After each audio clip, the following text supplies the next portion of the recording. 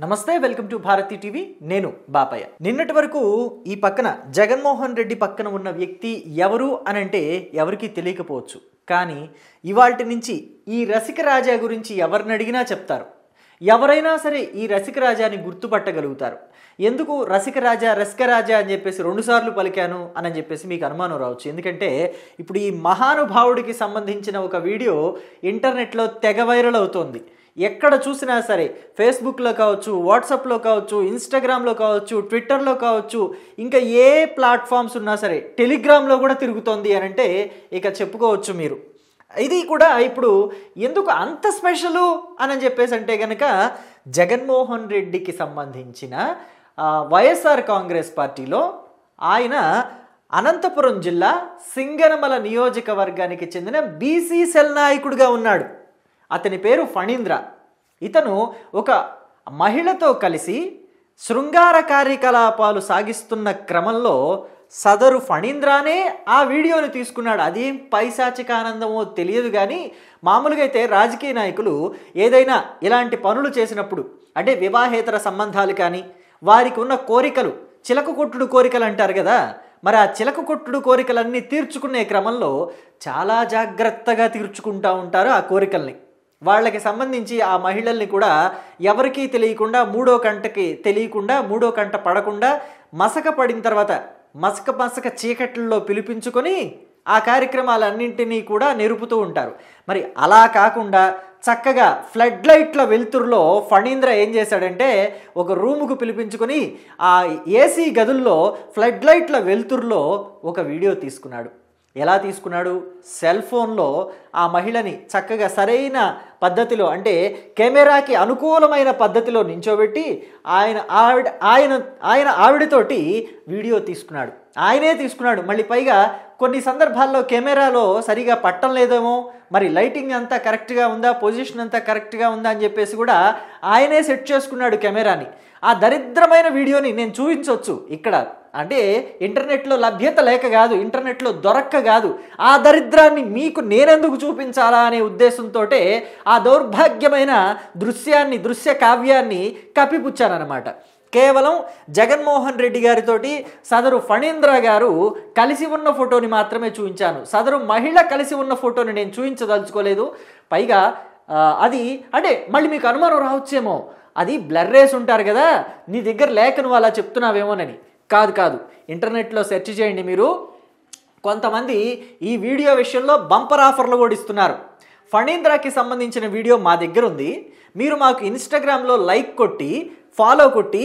మీరు దాన్ని screen shot తీసి మళ్ళీ మాకు మెసేజ్లో పెట్టండి మీకు మేము వీడియో పంపిస్తాము ఫుల్ వీడియో ఉంది మా దగ్గర అని చెప్పేసి సోషల్ మీడియాలో బంపర్ ఆఫర్లు ఇస్తున్నారంట చూడండి మరి వైఎస్ఆర్ కాంగ్రెస్ పార్టీ వల్ల గత 5 ఏళ్ళు కూడా అధికారంలో ఉన్నప్పుడు బడుగు బలహీన వర్గాలకి కావచ్చు ప్రజలకి కావచ్చు ఏమైనా సేవా కార్యక్రమాలు చేయలేకపోయారేమో కానీ ఇప్పుడు ఈ శృంగార కార్యకలాపాలతోటి మంచి దృశ్య కావ్యాల్ని మాత్రం కనువిందుగా కలగజేయగలుగుతున్నారు వైఎస్ఆర్ కాంగ్రెస్ పార్టీలోని నేతలు అందుకే కావాలంటారు కొంతమంది నేతలు అధికారంలో లేకపోయినా కానీ ప్రజారంజకంగా ఉంటారు అని చెప్పేసి ప్రజారంజకం అంటే మళ్ళీ మీకు అర్థమవుతుందే లేదు ఈ జనరేషన్ కిడ్స్కి అంటే ప్రజలందరినీ కూడా మెప్పించే విధంగా ఎంటర్టైన్ చేసే విధంగా ఉంటారు అని చెప్పేసి చెప్పడం అన్నమాట నా మీనింగ్ అయితే కేవలం ఇది ఇతగాడి వల్ల జరిగిన తప్ప కాదా అసలు ఇది ఎలా బయటకు వచ్చింది ఈ వీడియో అని మీకు అనుమానం రావచ్చు కదా ఇతగాడు పూర్తి తెలివితోటి తను కావాలని ఆ మహిళతోటి అక్రమ సంబంధం పెట్టుకున్న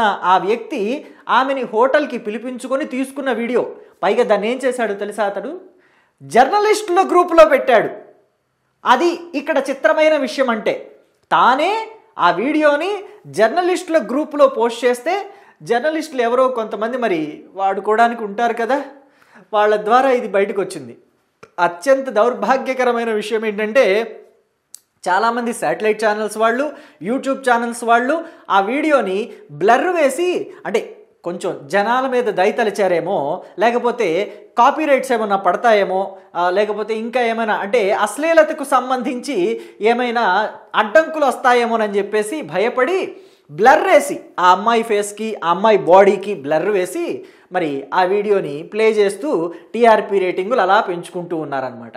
సో అయితే ఇక్కడ వైఎస్ఆర్ కాంగ్రెస్ పార్టీ ఇప్పటి వరకు స్పందించలేదు దీని మీద.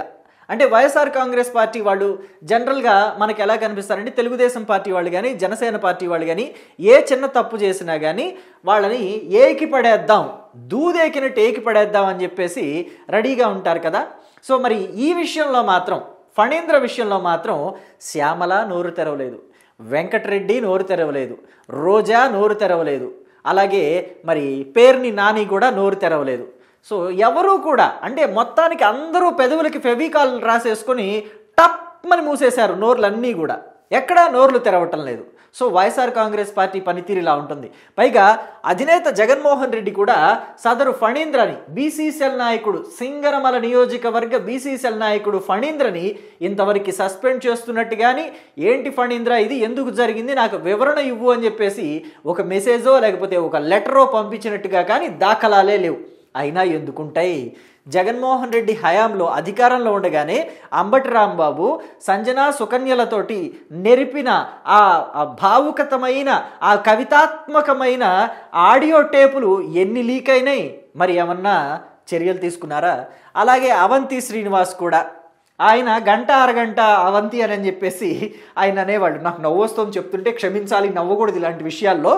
అలాగే గోరంట్ల మాధవ్ ఈ రసికాగ్రేసురుడు గురించి ఎంత మాట్లాడుకుంటే ఎంత తక్కువ మాట్లాడుకుంటే అంత మంచిది. ఎందుకంటే ఆయన దర్శనాలు చేయించేసి జనాలందరికీ కూడా ఆయన గంటలన్నీ కూడా దర్శనాలు చేయించేసి దౌర్భాగ్యాన్ని పట్టించారు. చూసిన వాళ్ళందరూ కూడా దౌర్భాగ్య పాలైపోయారని చెప్పేసి చెప్పుకోవచ్చు. ఎందుకంటే ఆ దౌర్భాగ్యాన్ని ఎవరో చూడదలుచుకోరు.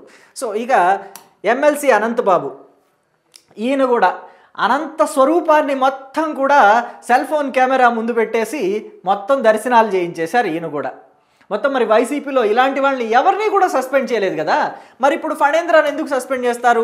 ఫణీంద్రాన్ని సస్పెండ్ చేస్తే మరి బీసీలంతా ఉద్యమం చేయొద్దా వైఎస్ఆర్ కాంగ్రెస్ పార్టీ మీద, వైఎస్ఆర్ కాంగ్రెస్ పార్టీ అధినేత మీద?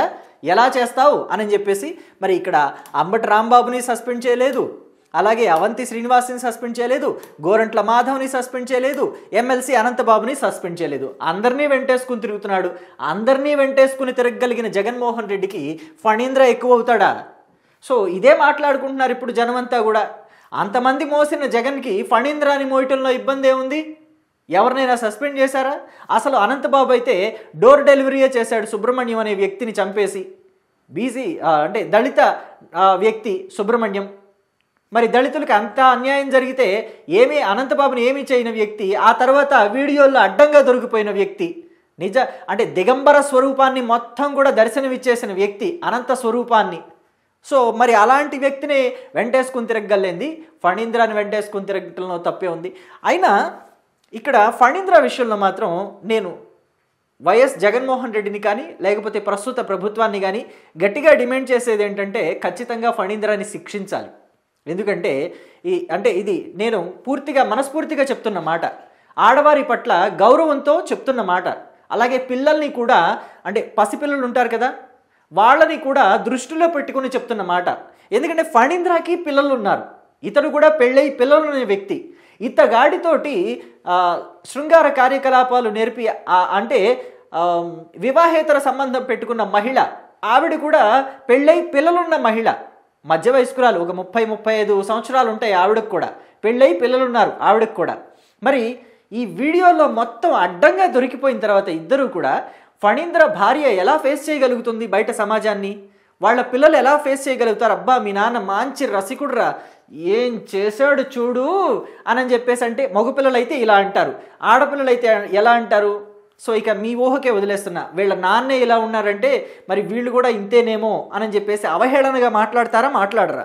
మీ అభిప్రాయాన్ని కామెంట్ బాక్స్లో తెలియచేయండి. ఫణీంద్ర పిల్లలకి రేపు భవిష్యత్తులో ఎలాంటి సిచ్యువేషన్స్ ఎదురవుతాయి అని చెప్పేసి మీ అభిప్రాయాన్ని చెప్పండి. అలాగే ఫణీంద్రతో పాటు అతడితో పాటు ఉన్న మహిళ ఉంది కదా, మరి ఆవిడ పిల్లల్ని ఎలా చూస్తారు సమాజంలో? నిజంగా ఈ రోజుల్లో పిల్లలు ఎలా ఉన్నారు? అసలు ఏ విషయంలో అయినా పక్కన వాళ్ళని బుల్లింగ్ చేయడానికి కానీ లేకపోతే టీజ్ చేయడానికి కానీ ఎప్పుడూ రెడీగానే ఉంటారు. పాతకాలంలో రోజుల్లో లాగా కాదు, 80s 90s లాగా కాదు. 10 మంది టీచ్ చేస్తే కనీసం ఒక నలుగురైనా కానీ వాళ్ళకి బాసటగా నిలబడతారు. ఫీల్ అవ్వద్దురా, ఏం కాదు, అవన్నీ మర్చిపో, పెద్దవాళ్ళు చేసిన తప్పులు పిల్లలకి ఎందుకు అంటుతాయి, వాళ్ళు ఏదో తప్పు చేశారనుకో, అందరూ అలా ఉండరు కదా, నీతో స్నేహంగా ఉండేవాళ్ళం మేము ఉన్నాం కదా అని చెప్పేసి బాసటగా నిలిచేవాళ్ళు చాలా తక్కువ మంది ఉంటున్నారు. అసలు ఉండట్లేదు అని చెప్పడంలో కూడా ఆశ్చర్యం లేదు.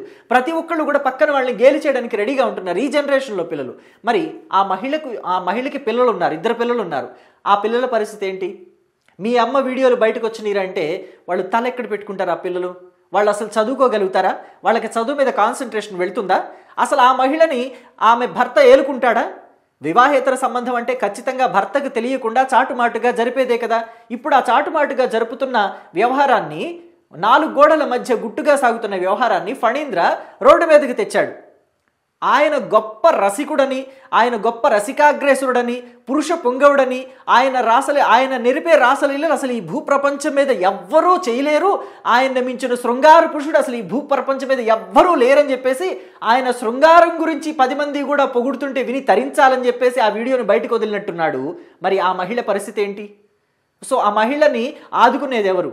ప్రభుత్వమే ఖచ్చితంగా చర్యలు తీసుకోవాలి ఫణీంద్ర మీద. ఒక మహిళ జీవితాన్ని నిలువునా నాశనం చేసినందుకు. అంటే నేను ఇక్కడ ఎక్కడా కూడా మహిళని సమర్థించటం లేదు, ఆ మహిళని పూర్తిగా సమర్థించటం లేదు. ఆవిడ పూర్తి తెలివితేటలతోనే కదా అక్కడికి వచ్చింది. అతగాడు వీడియో తీస్తున్నాడన్న విషయాన్ని ఆమెకు తెలుసు కదా. వీడియో తీస్తున్నప్పుడు ఆవిడ కూడా చూసింది కదా. ఎందుకు ఇలా చేస్తున్నావు, వీడియో ఆపుతావా లేదా అని చెప్పేసి ఆవిడ ఆపలేదు. అది ఆవిడ చేసిన పెద్ద తప్పు, అతి పెద్ద తప్పు, మెయిన్ మిస్టేక్ అది. సో ఆ మిస్టేక్ చేసినందుకు ఆవిడ కూడా ఫలితాన్ని అనుభవిస్తుంది. ఇప్పుడు బయట ఎక్కడ కూడా ఆవిడ తలెత్తుకొని తిరగలేని పరిస్థితి ఏర్పడుతుంది ఖచ్చితంగా. సో కాబట్టి ఆవిడ కూడా శిక్ష అనుభవిస్తుంది సామాజికంగా. కానీ చట్టపరంగా ఫణీంద్ర ఖచ్చితంగా శిక్ష అనుభవించి తీరాలి. సో అయితే ఈ విషయంలో మీరేమంటారు? మీ అభిప్రాయాన్ని కమెంట్ బాక్స్లో తెలియచేయండి. అయితే ఇక్కడ మరొక విషయం కూడా చెప్పుకోవాలి.